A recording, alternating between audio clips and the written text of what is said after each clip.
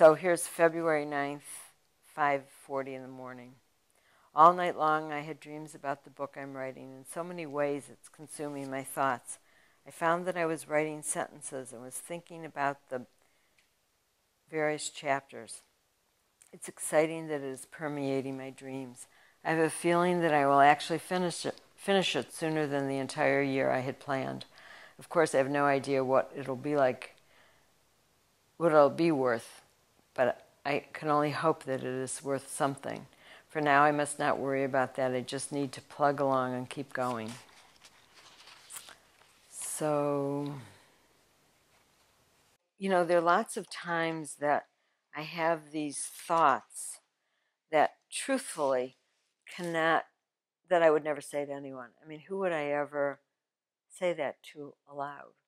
And yet, I think we all have our feelings about who we are and really don't talk about them. And probably some people don't spend much time thinking about them. But the journals for me have been a safe place for me to look at that and know that it's really going to be within the pages, so I can share compliments people give me. I can feel good about myself and know that I'm not bragging, and always feel humble about all of those things. So this is the last pages that I wrote, and it's August 18th at 5:15 in the morning.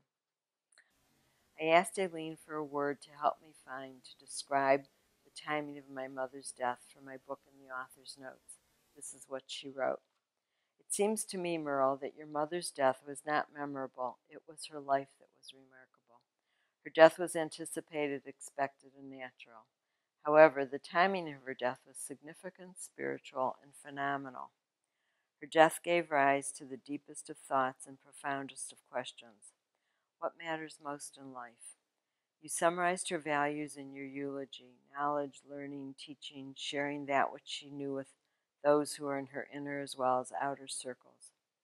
Inherently, she was a dedicated teacher who believed in sharing the gift of knowledge with others. You, like her, have the passion and the purpose to teach. To close the doors on your life at the center was to be able to open gates to a new world of writing and teaching. Your mother knew of your mission, perhaps an extension of continuation of her values. Perhaps when she chose the time of her dying, her message to you was, you were prepared, ready, and able to carry on the banner of educating and enriching others. And with you by her side, she unchained herself from her physical existence. You mentioned rainbows. Irish folktales talk about the pot of gold at the end of the rainbow. She completed the journey from life to death, the spectrum of the rainbow, and she reached her pot of gold. Her rich golden spirit, which now illuminates your way to live a more meaningful life. Isn't that the way she would want her life to be honored? To have you emulate, magnify, and surpass her essence with your potential. You wrote, as the rainbow appears at the end of the storm, so have you bestowed upon us hope for a brighter tomorrow. I think she succeeded. Wow, what a gift this is. It is a perfect way to end this journal. This has been my journey, writing room 732, remembering my mother and mourning her. I knew that the next chapter of my life would be different from any other. I had no idea just how that would be, though. In the next chapter, I will be realizing my dream of being a published author. I'm making it all happen. I have so much to look forward to. I'm truly blessed by what I have and who I am. These journals, for example, are all they're all the same kind of journal. So I would buy those and then enjoy writing in them. There are not enough hours in the day. I've been engrossed in my journal project and seem to want more time to work on it. So revisiting my life gives me the opportunity to examine it from this perspective and to understand what I've learned, how I've grown, what's changed, what hasn't changed. I'm still not actually 100% sure why I'm doing this, except to know that I know that there's something valuable at the end of all this, and in the process as well. When I sit and read, I'm just fascinated with how much I've documented and why I've even taken the time to document it. And what does it all mean? And what does it mean in my life and with who I am and why am I doing this?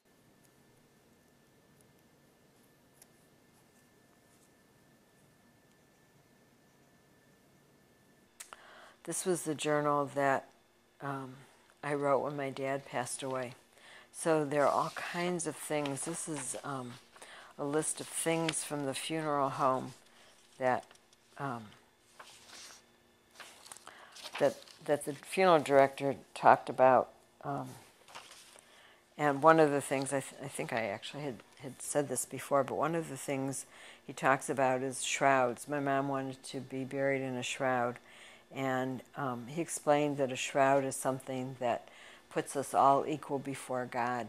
And it's two pieces of fabric sewn together, and it shows the purity of the soul. And he said that the soul stays in the body until it's buried, and then the soul begins to rise. So that was interesting. Oh boy. It's amazing just going through these journals and seeing my life on these pages. I flip through and I'm writing about something with my husband, and then I'm talking about a friend, and then I'm back at the lifeguard stand and meeting someone to walk at the beach. The sky is much more of a show today than it has been. Some clouds are neon pink with my sunglasses. They appear to be a deep rose. It's a sunrise worth waking up at 5:30 in the morning to see.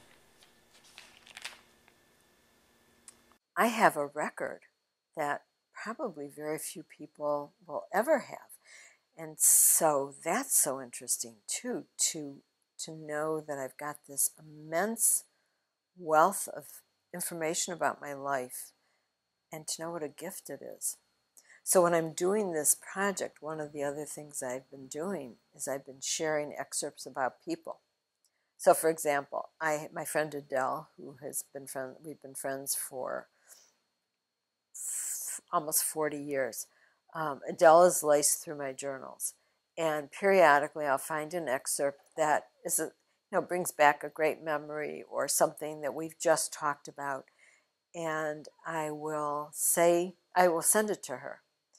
And Adele now calls me her record keeper because I've brought back memories for her and her family, her children as well, that I share. So it's an extra step in this process, because when I share, and I share with a lot of people, I share with family, friends, it means after I finish taking all the excerpts, then I have those left.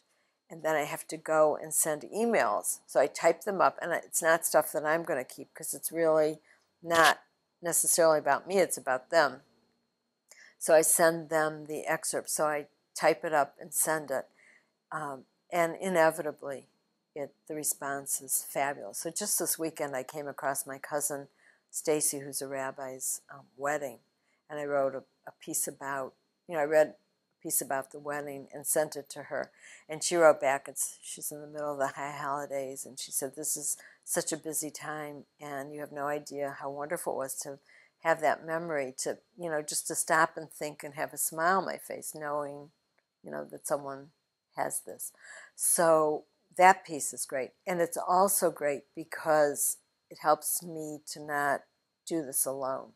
Because writing is solitary, and this experience is really solitary.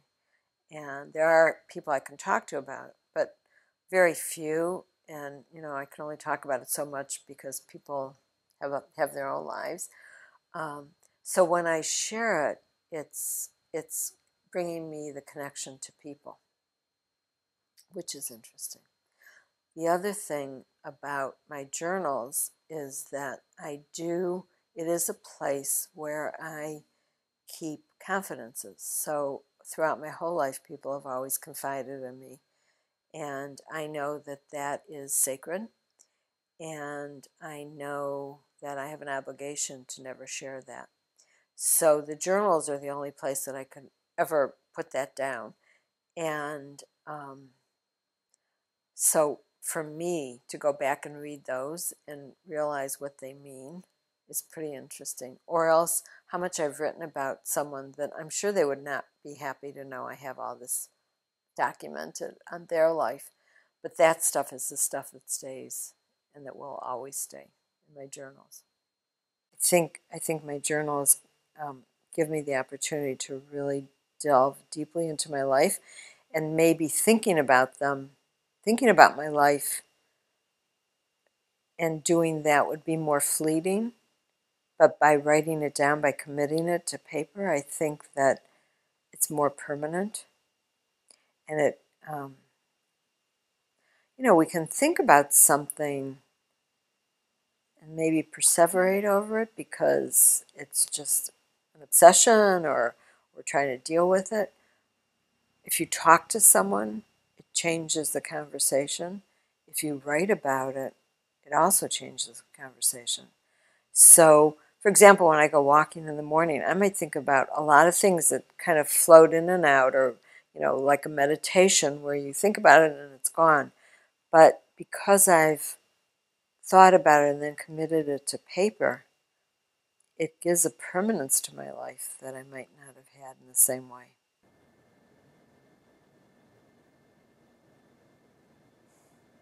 My real dream is someday when I finish all of this to go back and read my journals, just sit down and read my journals from the beginning to the end. Not this, because this is crazy, but to just read. I mean, it would be a wonderful way to do a life review, to just start at the beginning and read them and just. So I'm hoping to live a long life and to still have my mind to be able to do that. But I think I will. How do I want to be remembered? Someone who lived a meaningful life, who cared about other people, who left this world a little better place for having been here.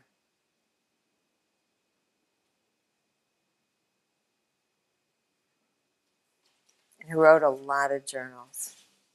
A lot of journals.